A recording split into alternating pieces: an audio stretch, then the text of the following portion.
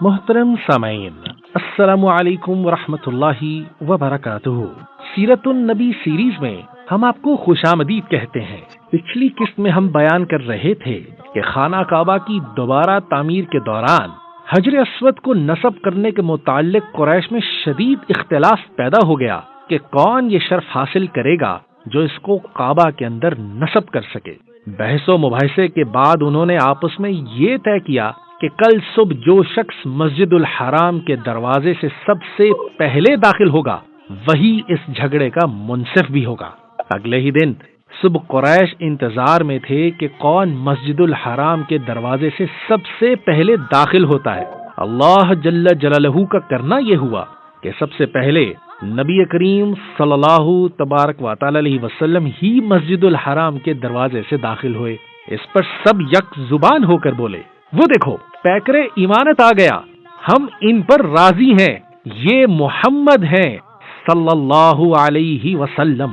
قریش کو اس بات کی خوشی تھی کہ ایک انتہائی بابرکت شخصیت اس معاملے کا فیصلہ کرے گی، کیونکہ وہ جانتے تھے کہ کعبۃ اللہ کی تعمیر انتہائی نیک کام ہے، اور یہی وجہ ہے کہ انہوں نے کعبہ کی تعمیر کے لیے اپنے اوپر یہ شرط عائد کی تھی کہ صرف حلال اور پاک کمائی کو ہی کعبہ کی تعمیر کے لیے استعمال کیا جائے گا۔ چنانچہ قریش نے معاملات معاشرے کی سب سے نیک اور اعلیٰ شخصیت کے سامنے رکھ دیا۔ آپ صلی اللہ تبارک و تعالی علیہ وسلم نے یہ فیصلہ کیا کہ حجر اسود کو چادر میں رکھا جائے اور سب سرداران قریش چادر کے کنارے کو پکڑ کر حجر اسود کو مقررہ جگہ پر لائیں، اور انہوں نے ایسا ہی کیا۔ پھر آپ صلی اللہ تبارک و تعالی علیہ وسلم نے حجر اسود کو اٹھا کر کعبہ کی دیوار میں نصب کر دیا۔ دراصل اللہ جل جلالہ نے یہ سعادت پہلے ہی اپنے پیارے نبی محمد صلی اللہ علیہ وسلم کے لیے ہی لکھ دی تھی، جو کہ پوری ایسے ہی ہونی تھی۔ اور یوں رسول اللہ صلی اللہ تبارک و تعالی علیہ وسلم نبوت سے پہلے بھی اپنی قوم کے لیے رحمت ثابت ہوئے، اور ان کے لیے ایک ایسا فیصلہ کیا جو نہایت ہی موزوں تھا اور جس نے قبیلوں کی باہمی کشمکش کا سد باب کر دیا۔ سامعین، ہم نے بیان کیا تھا کہ نبی کریم صلی اللہ تبارک و تعالی علیہ وسلم بچپن میں قبیلہ بنو سعد کی بکریاں چرایا کرتے تھے۔ جب آپ جوانی کی عمر کو پہنچے تو آپ صلی اللہ تبارک و تعالی علیہ وسلم نے تجارت کا پیشہ اختیار کیا۔ تجارت مکہ کے شرفاء کا سب سے باعزت پیشہ تھا۔ مکہ کی سرزمین سرسبز نہ تھی اور نہ ہی وہاں کوئی مضبوط صنعت تھی۔ مکہ کے لوگ عام طور پر تجارت کے لیے شام اور یمن کا سفر کیا کرتے تھے۔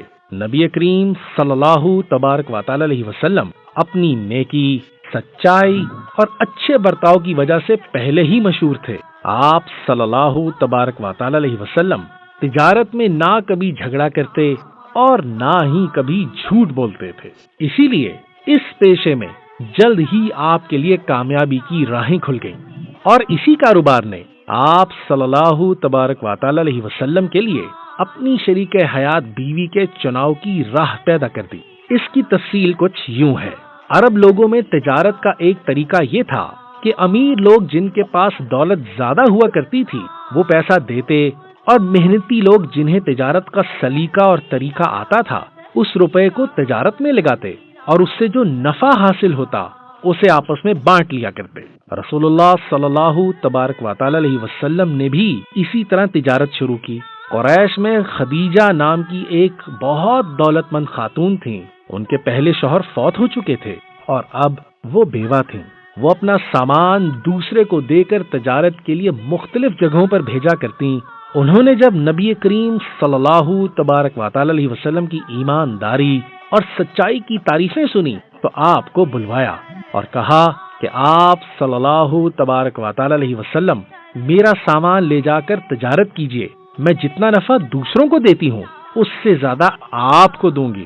آپ صلی اللہ تبارک و تعالی علیہ وسلم راضی ہو گئے اور ان کا سامان لے کر ملک شام چلے گئے۔ حضرت خدیجہ رضی اللہ تعالی عنہا نے اپنے غلام میسرہ کو بھی آپ کے ہمراہ کر دیا اور اس تجارت میں خاصا نفع ہوا۔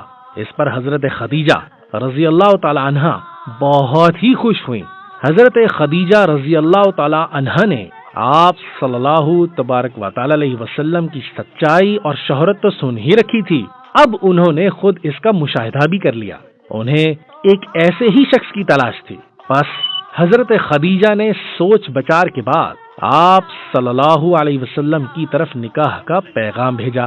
اس وقت آپ صلی اللہ علیہ وسلم کی عمر 25 برس تھی اور حضرت خدیجہ رضی اللہ تعالیٰ عنہ کی عمر 40 برس کی تھی۔ آپ کے والد تو فوت ہو چکے تھے، بس آپ صلی اللہ علیہ وسلم نے اپنے چچاؤں سے اس کا مشورہ کیا۔ حضرت خدیجہ رضی اللہ تعالیٰ عنہ اپنے خاندان کی سب سے معزز اور افضل خاتون تھیں۔ آپ صلی اللہ علیہ وسلم نے یہ رشتہ قبول کر لیا اور یوں آپ صلی اللہ علیہ وسلم اور حضرت خدیجہ کا نکاح ہو گیا۔ ساتھیو، حضرت خدیجہ رضی اللہ تعالیٰ عنہ بھی اخلاق اور صفات میں نہایت اعلیٰ تھیں۔ انہوں نے نبوت کی کٹھن ذمہ داریاں اٹھانے میں رسول اللہ صلی اللہ علیہ وسلم کا پورا ساتھ دیا۔ اس کی تفصیل آگے آئے گی، ہم یہاں صرف یہ بتاتے چلیں کہ اللہ جل جلالہ نے 4 عورتوں کو اہل جنت کی باقی تمام عورتوں پر فضیلت دی ہے۔ حضرت خدیجہ رضی اللہ تعالیٰ عنہ ان میں سے ایک ہے۔ باقی 3 عورتوں میں نبی کریم صلی اللہ تبارک و تعالی علیہ وسلم کی بیٹی حضرت فاطمہ رضی اللہ تعالیٰ عنہ، حضرت عیسیٰ علیہ الصلوۃ والسلام کی والدہ حضرت مریم علیہ السلام اور فرعون کی بیوی حضرت آسیہ شامل ہیں، جنہوں نے موسیٰ علیہ الصلوۃ والسلام کی پرورش کی تھی اور وہ فرعون کی تمام تر سختی کے باوجود حضرت موسیٰ علیہ الصلوۃ والسلام پر ایمان لے آئی تھی۔ حضرت خدیجہ رضی اللہ تعالیٰ عنہ کی رفاقت کے دوران ہی آپ صلی اللہ علیہ وسلم کو نبوت بھی عطا ہو گئی۔ آپ صلی اللہ علیہ وسلم کو نبوت ملنے کا واقعہ کیا تھا اور اس پر حضرت خدیجہ رضی اللہ تعالیٰ عنہ کا رد عمل کیا تھا، اس کے متعلق ہم اگلی قسط میں انشاءاللہ ضرور بیان کریں گے۔ السلام علیکم ورحمۃ اللہ وبرکاتہ۔